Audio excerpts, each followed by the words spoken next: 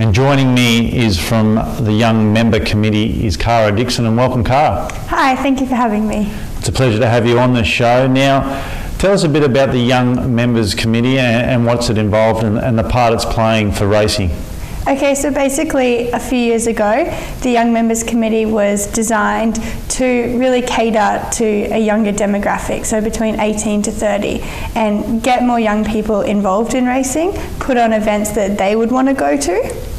Now, the most important thing, next week it's Stradbroke Day, the biggest day of the BRC Carnival. Yes. And tell me, the committee's got a nice deal going for the young members to turn up and get out there. What is it? We do.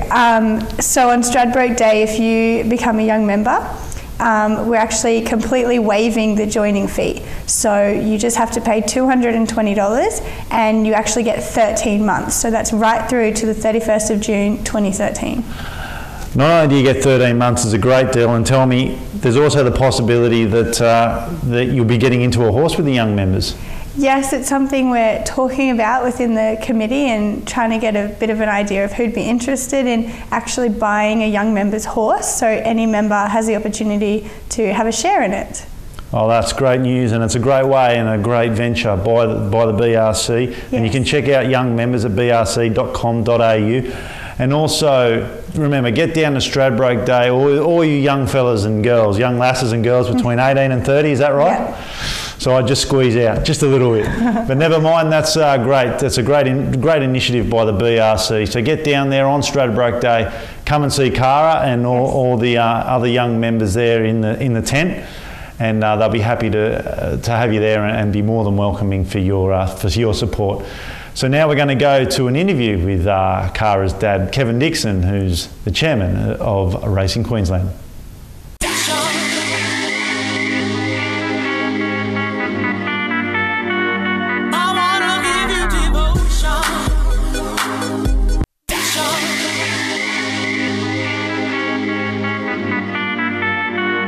Joining me on Racing in Queensland is Chairman of Racing Queensland, newly appointed Kevin Dixon, and welcome to the show, Kevin. Yeah, thanks, Jesse. Thank you very much.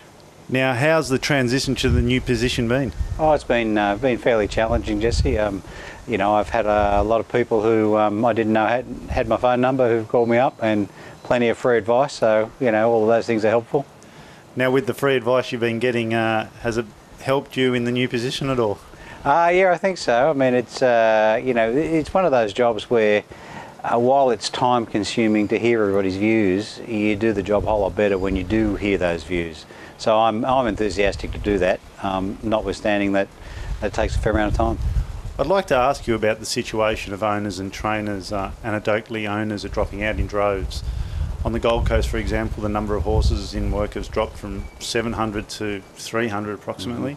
Mm-hmm. Prize money is, you know, not the best compared to New South Wales, and after July the 1st, comparatively, New South Wales is going to be quite far more competitive. Returns to owners and the consequential trainers' percentage and jockeys is pathetic. The costs of having horses trained in Queensland are no less than New South Wales, often higher.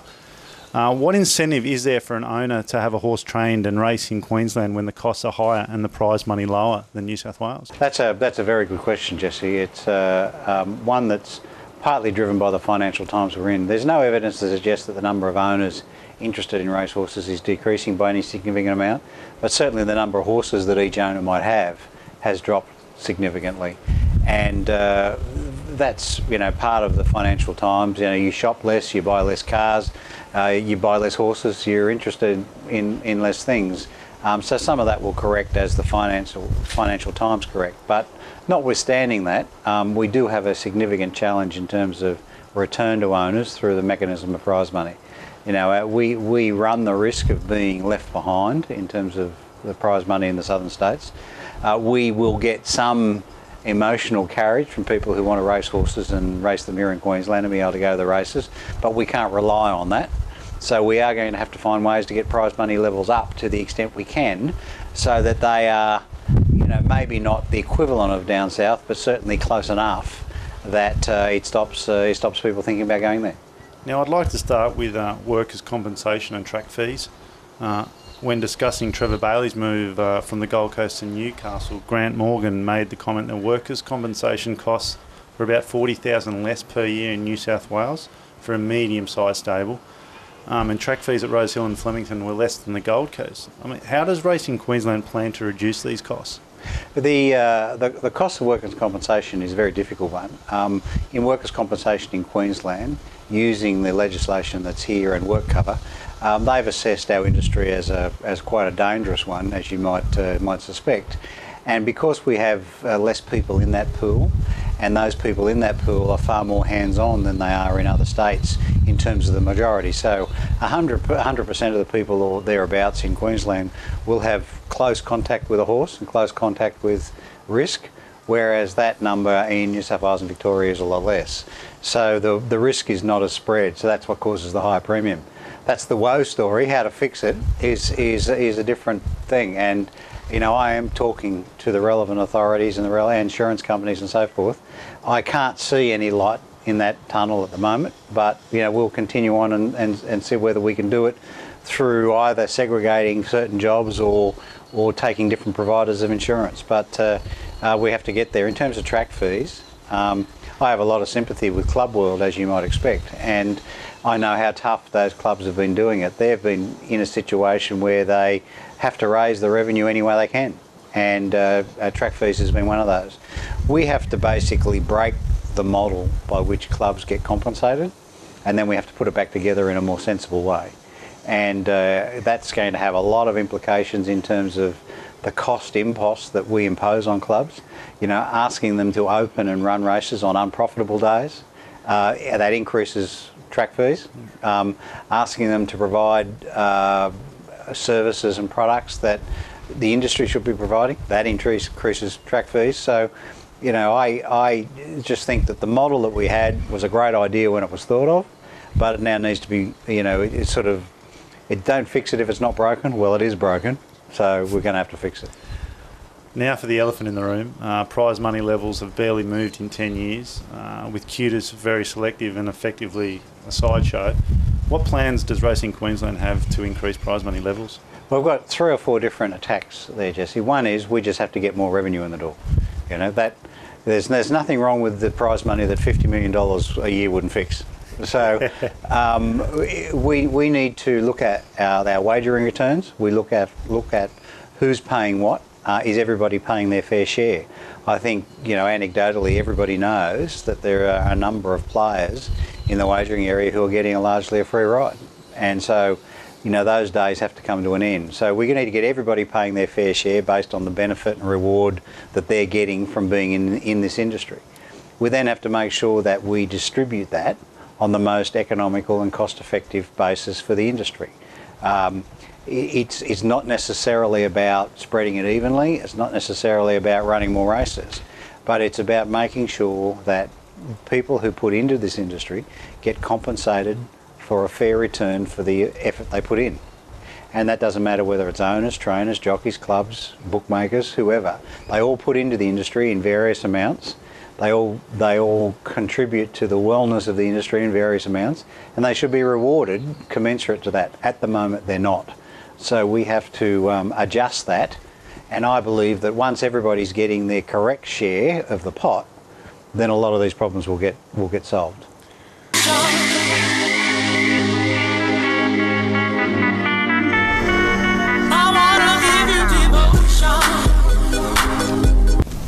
Great story there with Kevin Dixon, and he's the man for the job and the man for Queensland racing to get it back on its feet again after it was left in a shambles by the previous regime. Now race 6, the Queensland Guineas over the 1400. I think there's a special here. It's just a put-in take-out scenario. Number 2, Mental from the Snowden Yard by Lonhro. This horse looks to be an absolute special. 4 starts, 3 wins. Barrier 2, K McAvoy, just put in, take out, get on. I think 16, Shopaholic is for second. This horse beat Machine. It's a Group 1 horse, and she'll be very competitive in the race. She gets 2 kilos from Mental, but I think Mental is some horse, and it's going to go into the Stradbroke, a short price favourite. We might have a little thing to say there, Robbie, on the race with buffering in the Stradbroke next week. Yeah, I'm confident, particularly after the Demon 10,000. I mean, it's well documented the problem he had with his hoof. Super run. I mean, the Bowser was flashing on empty, 250 out, and he just kept giving and giving and giving. And Jimmy Cassidy came out later and said, I was going to beat him by 3, beat me by a short neck. He'll take benefit out of that run. He'll go into the Stradbroke. Sure, 58, it's a handicap. It's his job to get them all to go over the line together. Yep. I tell you, Buff will be there with gloves on. Well, Ben, there's one for the punters, and I think I'll be having a little bit on buffering come Stradbroke Day. Now, during the week, I was down at the Magic Million sale and I caught up with the Coolmore owner, Tom Magnier, and discussions about So You Think and Atlantic Jewel.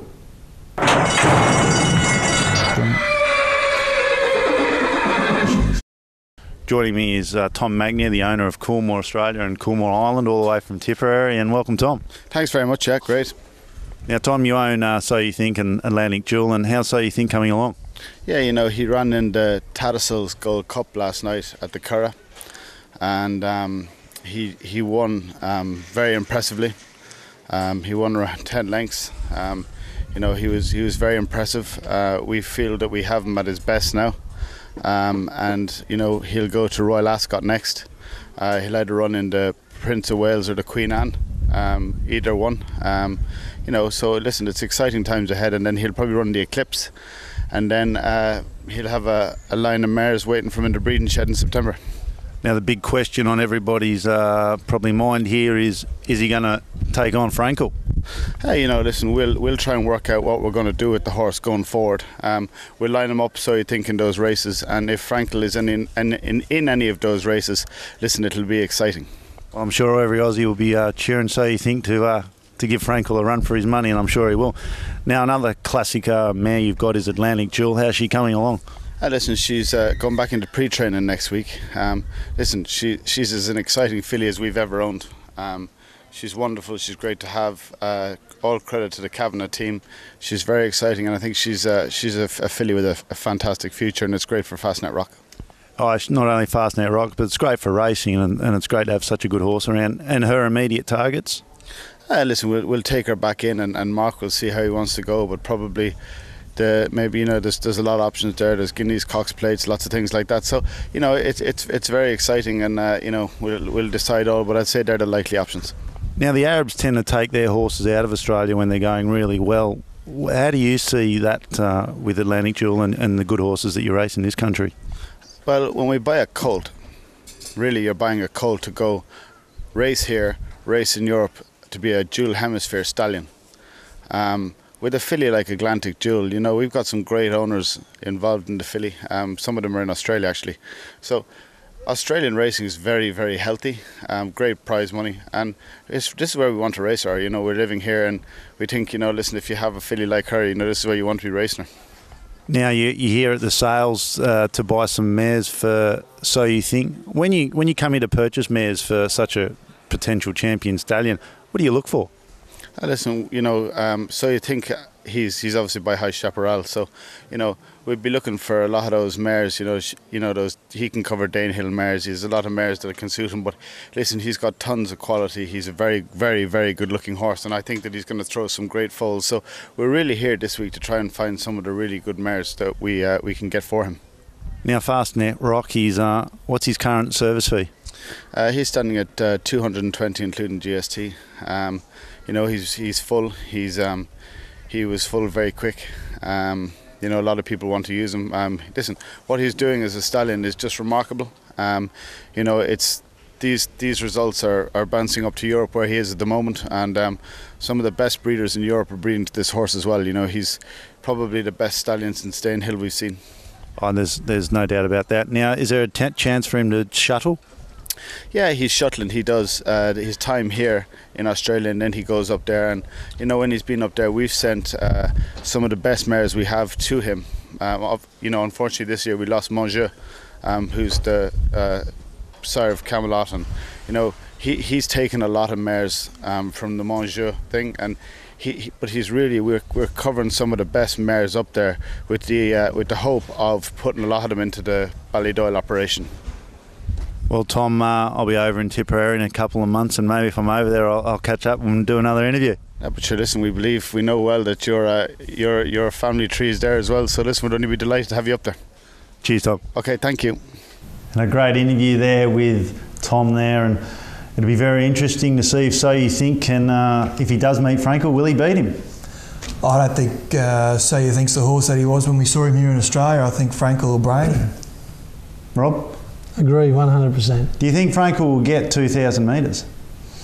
Oh, it depends if they ride him like they did that time when, who was that Irish jockey who sort of nearly, the time we was out in 6 Richard Hill, wasn't it? That was it, Richard Hill. Yeah, Just could have escapes been. me now. Anyway, let's get on with it. Race 7, the Group 1, the Queensland Oaks. Big day, big, the race of the day. Who do you like, Ben? Capacity field punters, and I think I found one here at $51 bet earlier this week. Ooh. I did take some. I'm not going to go out on a limb and say that it's got its hoof on the till like Fantastic Blue, but I like Rock Hit here. I know Moody did take this horse to Toowoomba, but he couldn't get a run in the Doomben Roses. It was a blanket finish in the Doomben Roses. Moody for Nolan, I guarantee you tomorrow it won't be $51, it'll be 20s, 30s. I'm going to put it on top. I think they'll just roll to the front, and fingers crossed that she does a Reva Sand. Rock Hit on top, Quintessential second, stormed home last start, Angela's third for Darley, and fourth over the line, the Jerry Harvey recently acquired Dowager Queen. Yeah, no, Ben, maybe she might be able to do a Mon Mecchi at the big odds there, Rock Hit. Myself, I like Miss Artistic. I caught up with Sean Ritchie during the week, and she's a happy horse. And Rob, I remember down the stables, we had a bit of a chat about this. You said a happy horse is a fast horse, and Miss Artistic, she's very happy down there. So going on that, I'm going to go on that basis, and I think Miss Artistic is a good bet. Adachi Brahma filly, she's been set for this all along, and she's very happy. She looks bright in the coat. I'm tipping her on top from Dowager Queen, Victoria, and one down the bottom, number 18, Love Excels, from the Tim Martin stable. She's only had 2 starts. I don't know by Exceed and Excel, but she's out of a Sir Tristram mare, so she might be able to get the 1.5 miles. So we'll keep an eye on her. And Rob, if you had a runner in the race, who would you be picking? I'll stick with my mate Damien Brown, Quintessential. You know, Damien, you know, he said to me all along, this is the one that he went down to, you know, he stuck with her right the way through. Her run the other day was fantastic. She's come from last in a race that didn't favour the run on horses, hit the line hard. He later said to me, there's not a horse I would swap for. And I think in all the interviews this week that I've heard John Sargent, he's been very, there's an air of confidence about him in everything he says and does. He's a lightly framed filly. Very hard to beat, but let's hope Rock Hit. He had a winner on Wednesday, Largo de Barra, won very well. So yeah. Well, may get it into the Derby. I think that's what they're after. Are they? And it'll be of some sort of chance. Well, that's all we have for you this week, and it's been a pleasure having you. And thanks for joining us, Ben. Yeah, thanks, Jess. You'll be here next week? Most certainly, hopefully with a bag full of cash. And yourself, Rob, thanks for joining us. Always a pleasure, Jess. And we'll have you on the show again during the carnival. Now as well, we've got a ticket giveaway for next week for the Stradbroke with the tickets, and the question is who won the 2002 Oaks and who was its trainer and who was the breeding of it. So if you answer that question correctly, and congratulations to Michael Martin who won the tickets to the Oaks this week. As well, next week we've got the big preview of the Stradbroke, and as Rob said, buffering looks to be a special there, so stay tuned for all the news there. And that brings us to the end of another show. Thanks for joining us, and join us next week. Same time, same place, and bye for now.